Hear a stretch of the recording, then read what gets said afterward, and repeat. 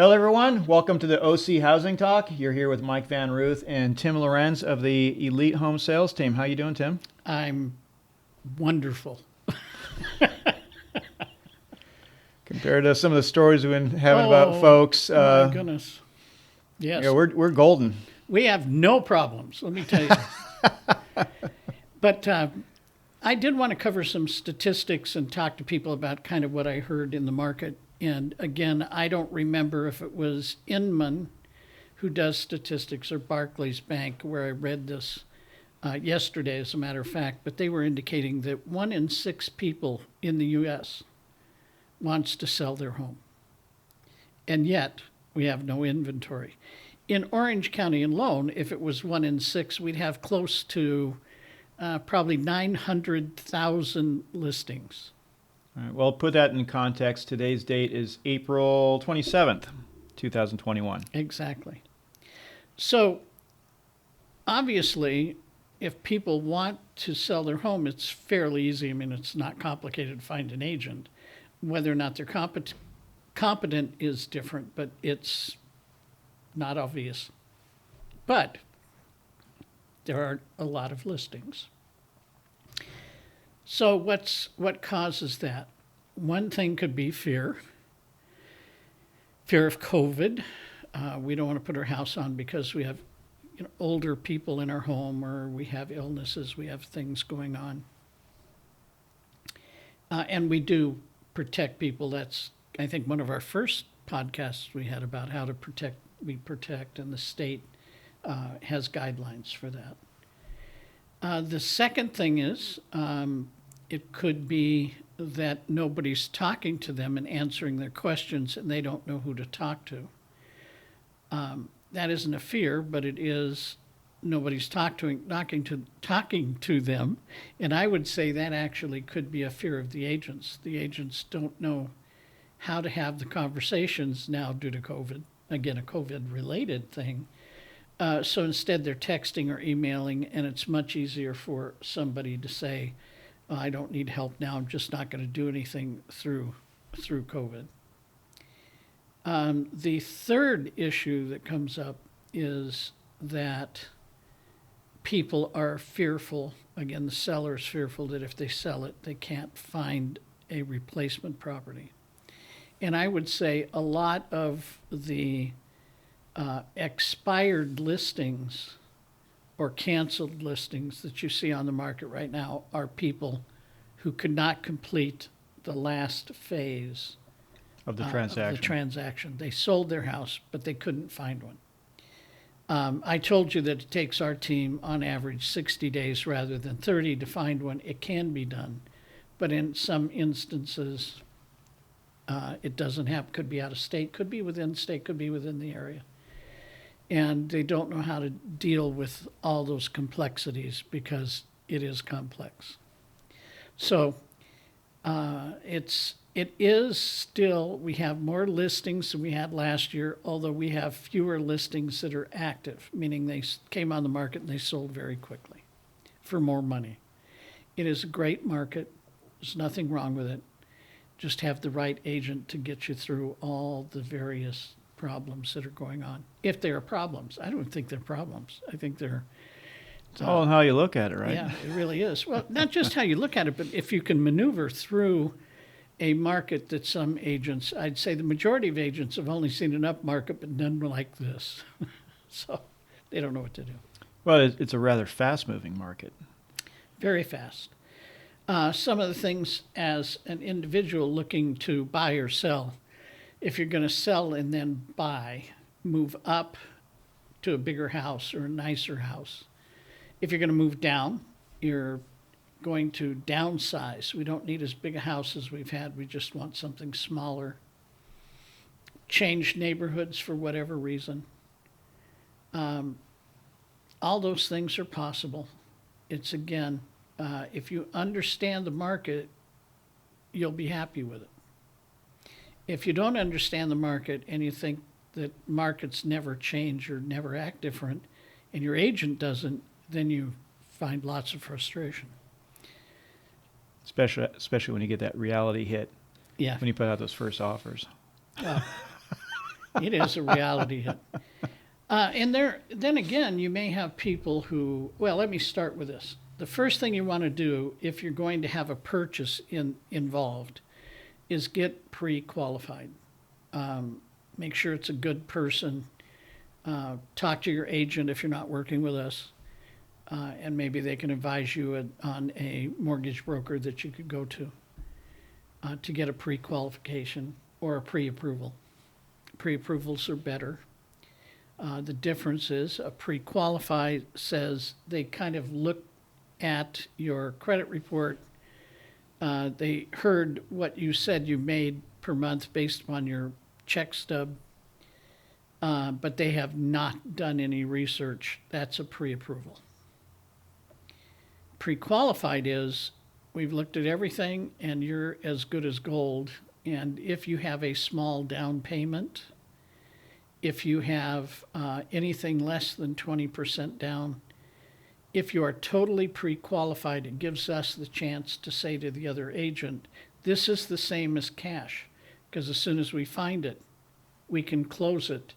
The bank says they can do it. There isn't any backpedaling from that other than the appraisal. So that kind of helps you get through the maze, get pre-approved, but don't wait. I mean, even if we have to go and argue on your behalf, argue in the sense of attorneys, argue your point for you, we'll do that. But it's much easier to argue if we have the ammunition of a pre-qualified person. Well, yeah, you want to negotiate from a position of strength rather than, well, proof's in the pudding. What do you got off? What are you putting on the table here? Yeah. And the better, more solid it is, the more likely the seller is going to accept the offer. Now, I also wanted to cover, for those of you who are over 62 years of age and want to stay in your home, you don't want to sell it, you want to live there, you can't even imagine leaving your home because prices have gone up so high. You may want to do a reverse mortgage. You may have heard about it. I mean, they've had ads forever now on TV. Yeah. You have to be 62 years of age or older. There are 3 different programs. I remember 2 of them. I don't remember the third one. One is fixed rate, one is adjustable. One, you get an amount that you borrow like you would any other loan. Another one is you borrow a certain amount, but you also have a line of credit that you can hit at any time to get money to cover some things that may come up in your life, even a vacation if you want to take it. But I mean, it's your money based on your house.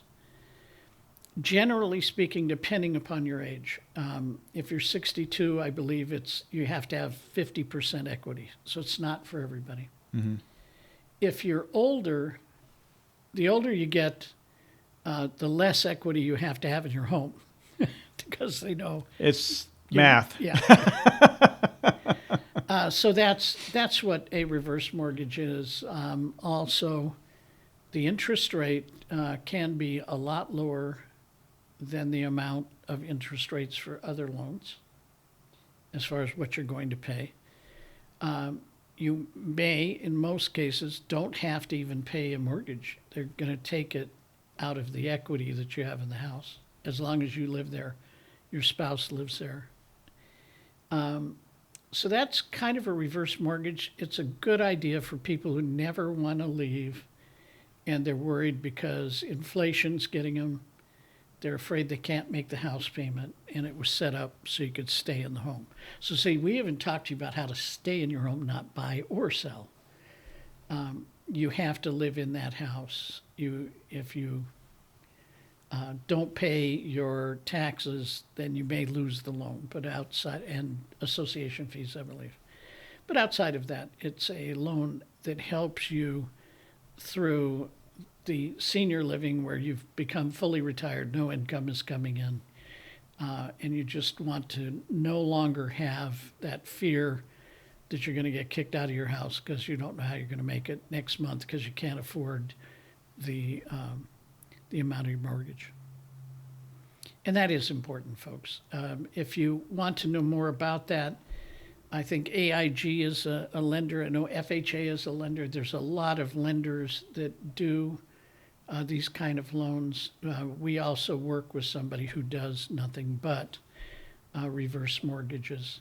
You can also buy on a reverse mortgage. I don't mean to just tell you that you have to stay in the home you're in. You may want to buy down, and you don't want to buy cash, but you want the freedom of what cash will give you. Again, no mortgage payment. If you have enough with the down payment to cover 50%, or if you're older than 62, you don't have to have 50% down. But it is a way that you also can buy as a senior citizen. So there are benefits to being older.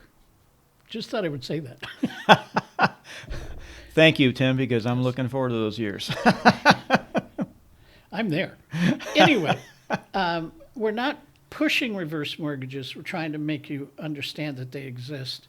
If you have questions on them, please just simply at the bottom of our podcast, we have the telephone numbers for Elite Home Sales Team. It goes to me. I can get you connected to some people. I can answer questions as best I can, but I'm not a lender, so I would eventually want you to go there to really drive that home. So we're here. We will answer any of your real estate questions, even if you're not planning on buying or selling right now or investing. And don't we have a future podcast coming up with a lender? I'm trying to make arrangements now for one of our lenders that we use, have him come on and answer questions. He does not do the short sale. It would just be traditional lending. And we'll have questions about lending. He's very, very qualified. Been in the business over 30 years. One of the top lenders in Orange County, California. So it's something you may want to take a look at. Yes, if you have any questions that you want for that future podcast in regards to that topic, leave a question down in the comments. We'll make sure we add that to the list of questions to throw at them. Yeah, because lending goes along with the purchase, and also some of you might want to take advantage of getting a lower interest rate. One of the things I want to tell you, because if you just use your house like a bank, you don't get the full advantage of the equity portion of your property. You get to spend it while you're alive, but then you get your old age and you go, I can't get the reverse mortgage. One of the things I would tell you, however, is if you just want to refinance to have a lower payment, this is a time for most of you to do that because it is so low. Mm-hmm. It's fabulous time for that. But the other thing to look at is I can get a lower amount and I can pay what I was paying before and I can pay it off faster. I always pay my mortgage off much faster than what is designed. Some people say I could get a 15-year loan. I have never done that. I have paid houses like I had a 15-year loan. I get them to give me that number, and I know I can pay it in 15 years. But if something came up, I got sick or I couldn't afford anything, the bank doesn't let you go, okay, fine, we're going to put you on a 30-year. No, there's no going. No, they won't even give you a loan because you're a difficult risk now because you can't afford it. Whereas if you have the 30, you can always pay like a 15 or a 20 or whatever. So you make extra payments towards the month. principal and have the same thing as a 15-year loan, or if not better. Exactly right. And again, if you want to know about that, we'll cover that with Alan when he comes on. But that's my way of looking at it. I really don't like committing myself to higher payments when lower payments can be there. But I can pay. In this case, what you were paying for a 30-year loan, you get the new loan and you pay it down like you were before, and you're paying it down much faster. Exactly. Of course, that depends on how old you are.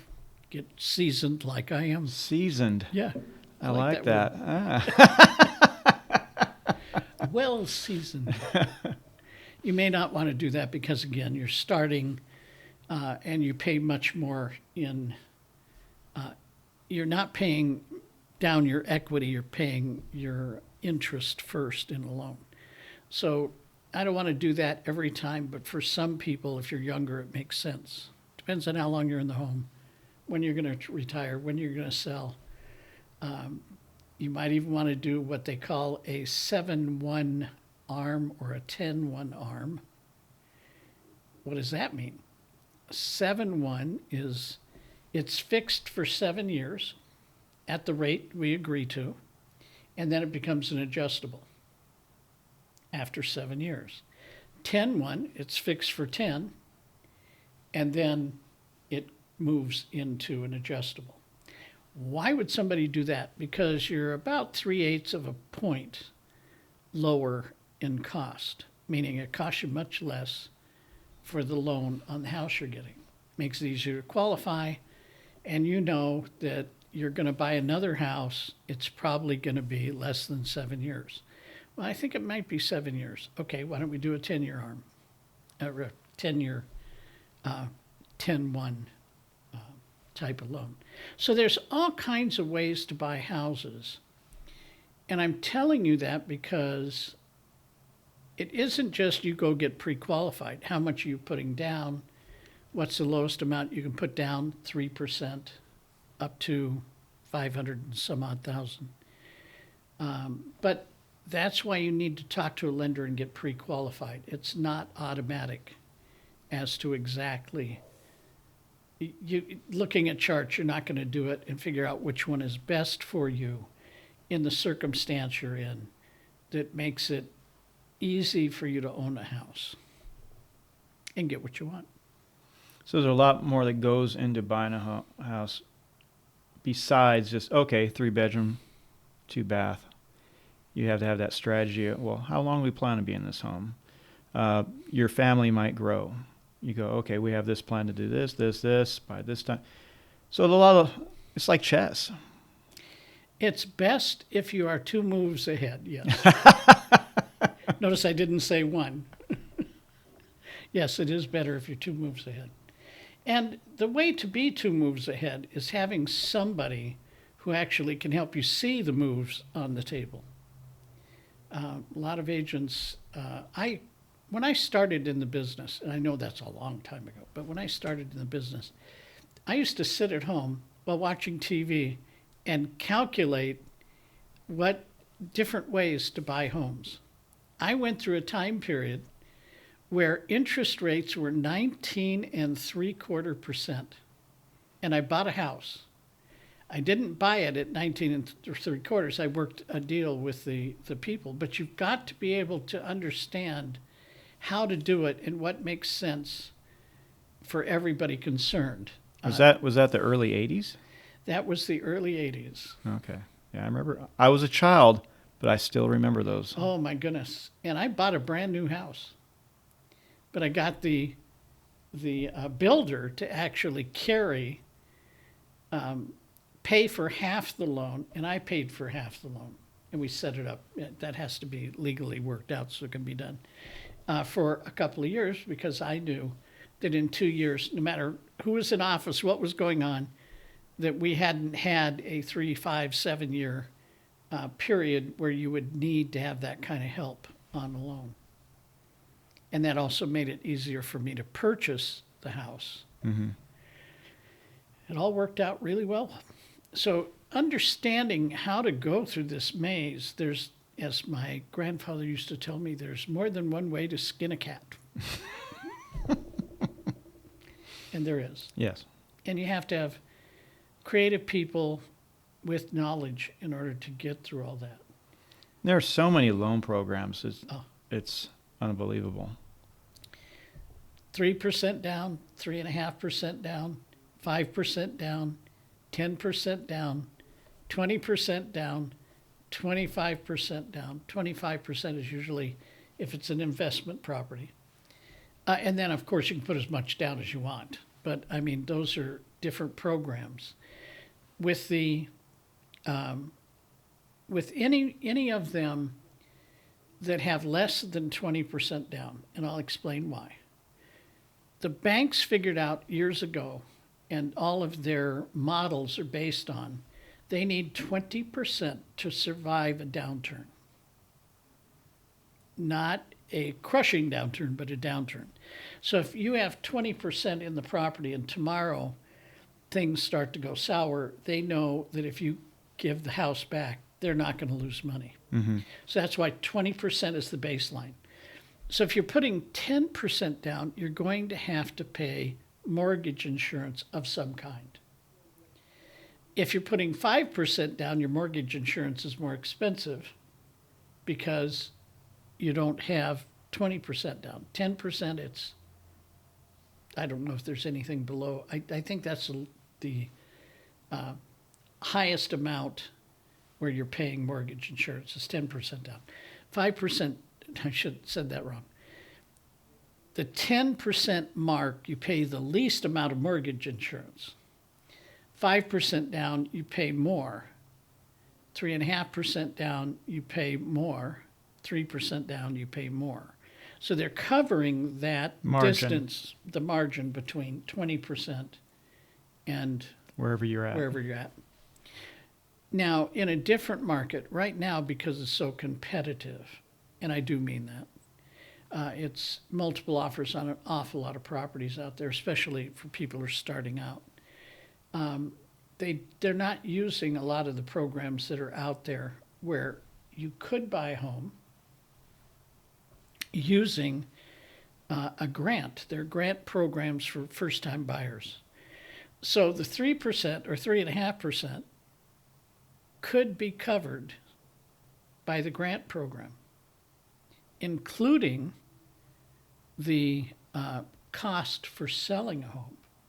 So literally getting in with no down, and the grant program, after a certain number of years, depends on the grant program, you don't have to pay it back. Those are great programs.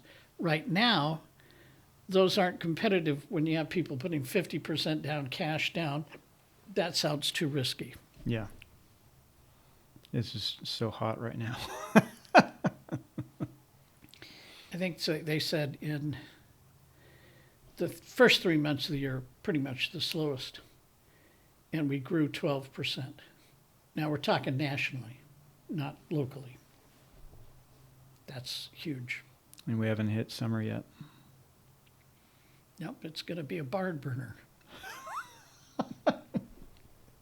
You're bringing all these old terms back. I am. I'm trying to think of them as I'm sitting here, trying to impress you with my antique age. He's bringing it back.